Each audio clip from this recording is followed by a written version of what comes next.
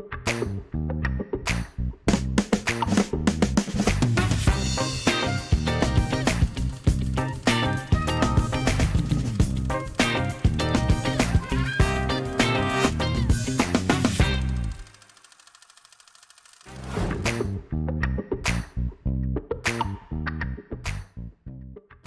po ay 3-term congresswoman at incumbent ngayon sa Gabriela Women's Party. And of course, children and women's advocate kilala tayo. At marami po tayong mga naitulong na mga batas para sa kababaihan at bata para sa pagtatanggol sa ating bayan. And tayo po ay nagtapos sa UP Diliman at naging teacher din sa UP. So yan po yung mga credentials na pwede nating ipagmalaki na sa alam po natin ay makakatulong sa taong bayan.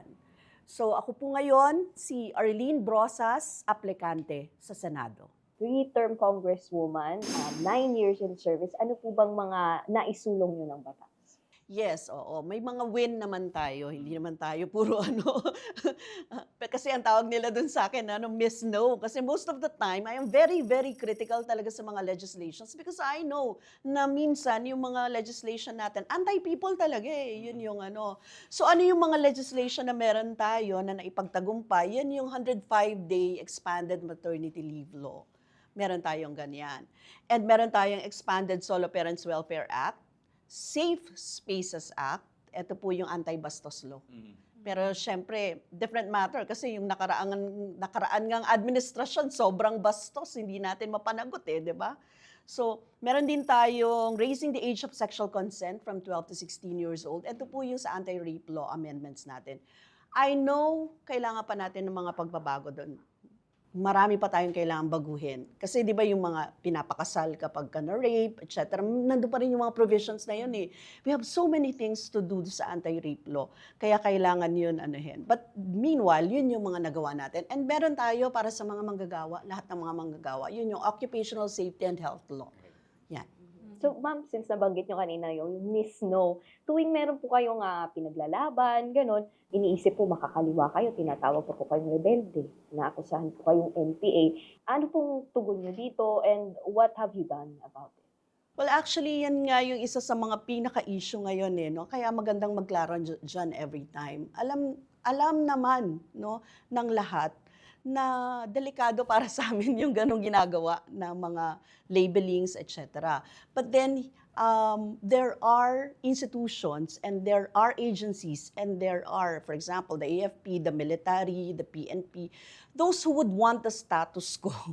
Yung hindi binabago yung kalagayan ngayon, mag-a-accuse yan ng kahit ano sa'yo para tumigil ka, para tumahimik ka. And that's what is very dangerous sa mga katulad naming aktivista. Yung ginagawa sa amin na ganito.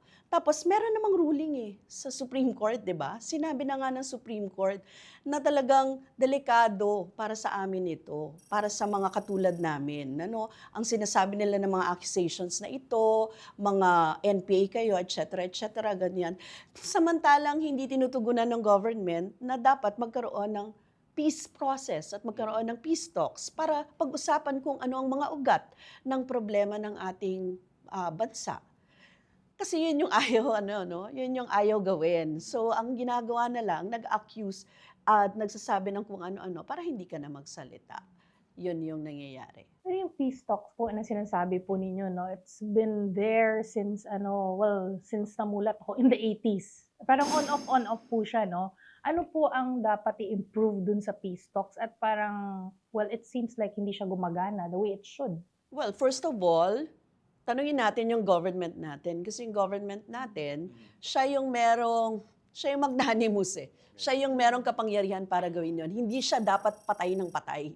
Kasi walang solusyon ang pagpatay ng kapwa Pilipino. At alam natin yun pare-pareho.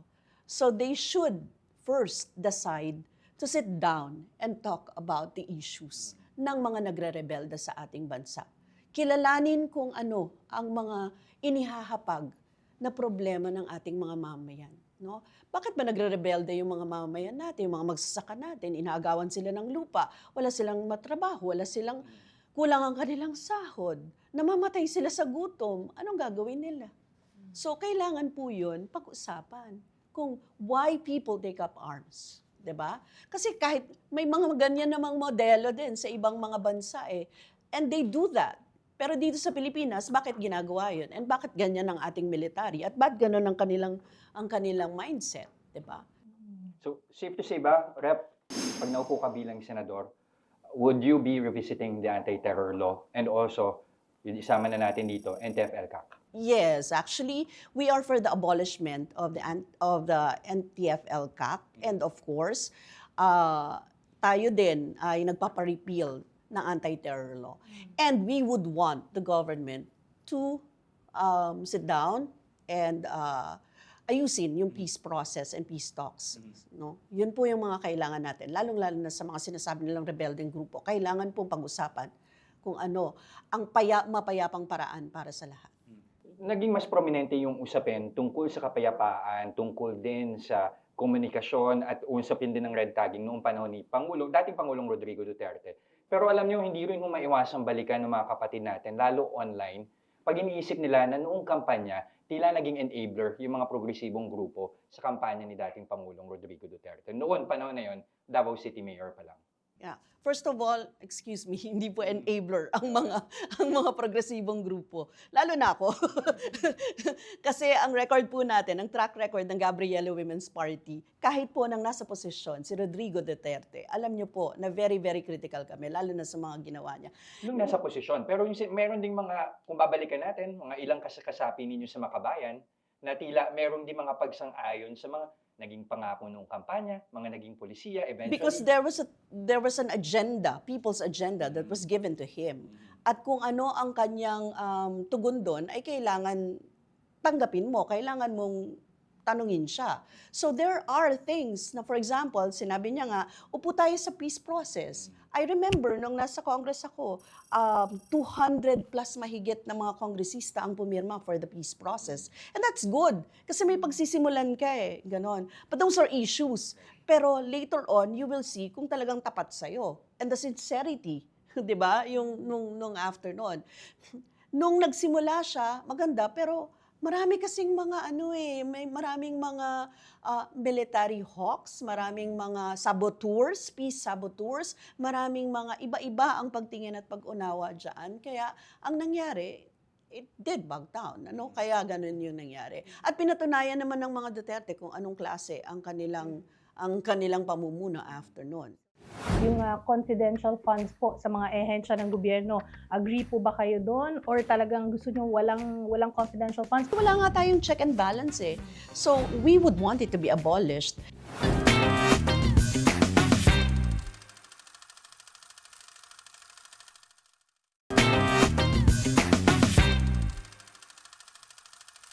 Punta po tayo sa issue ng impeachment ni VP. Sa tingin niyo po ba Ay, sa impeachment trial, sa tingin niyo po ba na this happened because of accountability o politika po yung dahilan kung bakit siya gumulong at umakyat sa Senado? Ako, I believe it's all politics talaga, no? Depende lang if it serves kung sino. If it serves the Filipino people, if it serves yung mga mahihirap natin, may politika na gano'n. Lahat yun politika eh, parang ganyan. And yung impeachment itself ay di ba? Political exercise yun. Ganun talaga siya. At kailangan natin yun kasi pagpapanagot yun sa mga impeachable officials, sa mga public officials natin na hindi magalaw-galaw ng, 'di ba? Kahit na nagkakaroon na sila ng mga kasalanan, paglulustay ng pera ng taong bayan. Ikaw ba naman 125 million in 11 days? Talagang question 'yon. O yung mga pangalan ng Mary Grace Piatos na hindi naman pala makikita sa PSA, talagang ka-question 'yon. So, yung mga ganyan and political exercise talaga. Ang hindi lang natin maintindihan ngayon, bakit hindi pa nagsisimula? Kasi dapat nagsimula na kasi nga accountability mechanism siya. And yun ang meron tayo, yun ang kapangyarihan natin at dapat talaga mangyari yun. Pero as of now, ang presidente hindi siya nagpapatawag ng special session. So yun yung problema. So kailangan umusad siya kasi matter of justice ito. Hustisya para sa Filipino people. Malaman yung katotohanan kung saan ginamit, kung saan ginamit yung taxes na binigay natin, di ba? Ng bawat isa sa atin. Paano po kasi iba-iba yung interpretation niyan sa like yung word na forthwith, 'di ba? Na ngayon na ba talaga or when everyone is ready, that's as soon as possible din naman ang ibig sabihin ng forthwith. And sabi ni SP Cheese, hindi pwedeng madaliin yan dahil sabi niya kahit ilang signatures pa yan ang ilagay niyo diyan para i-push ako na simulan na ang impeachment trial, ay sabi niya hindi naman mababago ng mga yan ang batas. Kahit naman anong sabihin niya, it's a constitutional mandate. And ang mga tao nakatingin naman. At ang usapin dyan, kung kailan sisimulan, di ba? Parang ganyan. So kahit na anong sabihin nila, ang kailangan ng tao ay hustisya at ang kailangan ay umusad ang impeachment case, di ba? Impeachment trial per se. Tapos sinasabi nga namin, pinapaliwanag namin na hindi siya katulad ng kasi mambabatas din naman tayo, hindi siya katulad ng the usual na legislative meal na magsisimula ka sa simula. Dito, kailangan magtuloy-tuloy siya. So, they can do that. And constitutional mandate nila yon sa Senate. And actually, in fact, the President can call for a special session nga. What's keeping them? Ayaw po niya, di ba? Naalala Yeah. niyo? Ayaw niya dahil there are more important things to attend to or important matters. Pag and gusto, issues may daw. paraan. Pag ayaw, di ba? Maraming dahilan. So, ganun yun. Okay. Isa-isayin lang natin. Yung iba pang mga issue siguro, mga Yeah, batas na marami. pwede nating pasadaan, lalo na yung may kinalaman sa kababaihan. Umpisahan na natin. Halimbawa, ito, hindi man necessarily, pero as part pa rin ng gender orientation, SOGI Bill. Yes, oo. Kailangan natin yan. Actually, proponent po kami yan at inaasahan namin. Sa Senado. Iba rin ang opposition dyan. Oo, lalo na kung ang magiging makeup later ay papasok ang mga yung mga anti-SOGI talaga. So, kailangan talagang maintindihan ng mga mamamayan. O mas marami tayong maabot na maipaliwanag yung nilalaman ng SOGI, which is basically the right of different genders. Wala siyang binibigay na bagong privilege. Actually, kilalanin ang karapatan ng iba't ibang mga genders at wag sila i-subject sa harassment and violence kasi maraming pinapatay na mga LGBT. Alam natin 'yun.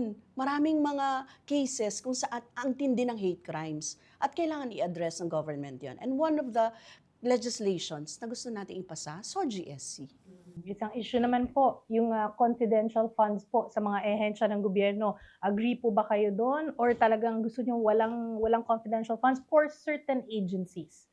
May confidential Sa funds. Senado, kailangan natin tanggalin talaga yung confidential funds, especially dun sa mga agencies na hindi dapat talaga binibigyan yan. And yung mga agencies kasi na yan, di ba, hindi naman nila kailangan sa totoo lang, di ba? Yung intelligence funds, na intindihan pa nga natin, yung iba mga kailangan for iba-ibang military, for example, kailangan nila, di ba? Yung mga ganyan, PCG, kailangan nila, mga ganon. Pero yung confidential funds per se, talagang we would want it to be abolished. And dapat very prudent din tayo doon sa intelligence funds kasi baka din ginagamit 'yon kasi wala nga tayong check and balance eh. So better na meron tayong check and balance at may accountability sa atin yung mga ganitong mga ahensya. ABS-CBN Sige. franchise renewal. Oh yeah, we agree on that kasi meron kaming ongoing ngayon na 'di ba, na legislation na ipinasa kasi bakit? Dahil gusto namin na malayang makakapamahayag ang lahat. But can you work around the regulations on the granting of franchise? Kasi may proseso din yun.